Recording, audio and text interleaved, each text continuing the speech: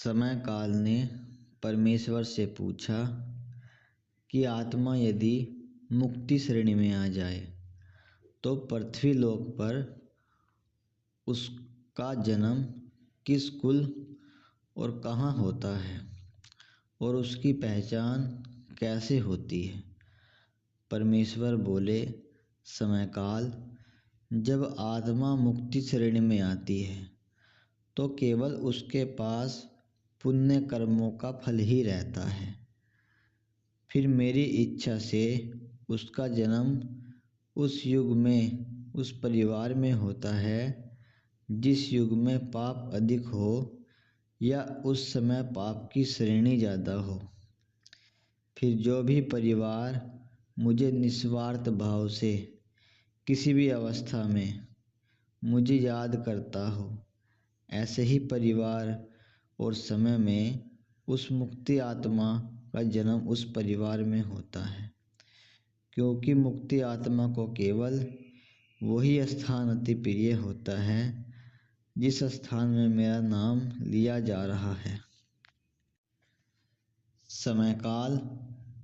जब उस आत्मा का जन्म उस परिवार में होता है तो यदि वहाँ आसपास भी थोड़ा सा भी पाप किसी के मन में कहीं भी छिपकर बैठा है तो वो स्वयं ही नष्ट हो जाता है। फिर वहाँ पर चमत्कार होने लगते हैं। जब वो आत्मा अपने पुण्य कर्मों से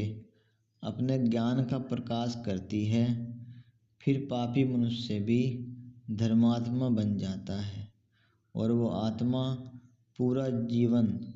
मेरे नाम का प्रचार प्रसार करती है और भटके हुए इंसानों को उनकी सही राह दिखाती है। उन्हें बताती है कि आप उस परमेश्वर की संतान हो जिसने उन्हें बनाया है, लेकिन आप लोग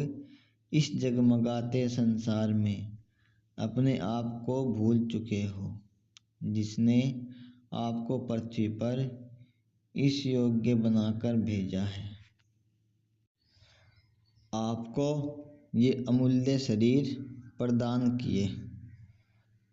आपको तरह तरह की शक्तियाँ प्रदान की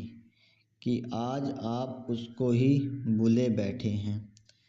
हे समय काल, वो मुक्ति आत्मा इंसानों को भी धर्म की राह पर चलने के लिए प्रेरित करती है कि जो इंसान इतने जन्मों से अपने पापों का बोझ ढो रहे हैं उन्हें भी इन पापों के बोझ से मुक्ति मिले और वो भी मुक्ति आत्मा बने। है समय काल, इस प्रकार मुक्ति आत्मा पूरा जीवन मेरा नाम और मेरे ज्ञान का प्रचार प्रसार निस्वार्थ भाव से करती है। वो प्रथम स्थान मुझे ही देती है, उसका पूरा जीवन मेरे लिए ही होता है। समय काल, यदि ऐसी कोई आत्मा पृथ्वी लोक में जाने के बाद मेरा नाम और ज्ञान का प्रसार करती है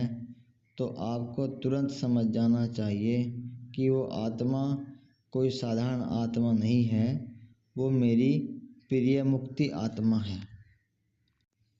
यदि कोई इंसान उस मुक्ति आत्मा के संपर्क में रहता है और उसके दर्शन करता है तो कुछ पाप तो उस इंसान के स्वयं ही नष्ट हो जाते हैं, और यदि कोई श्रद्धा से उस मुक्ति आत्मा के संपर्क में रहते हुए मेरा नाम जपता है तो शीघ्र ही उसे मेरे बारे में ज्ञान होने लगता है, जिससे वो पुण्य मार्ग पर चलने लगता है।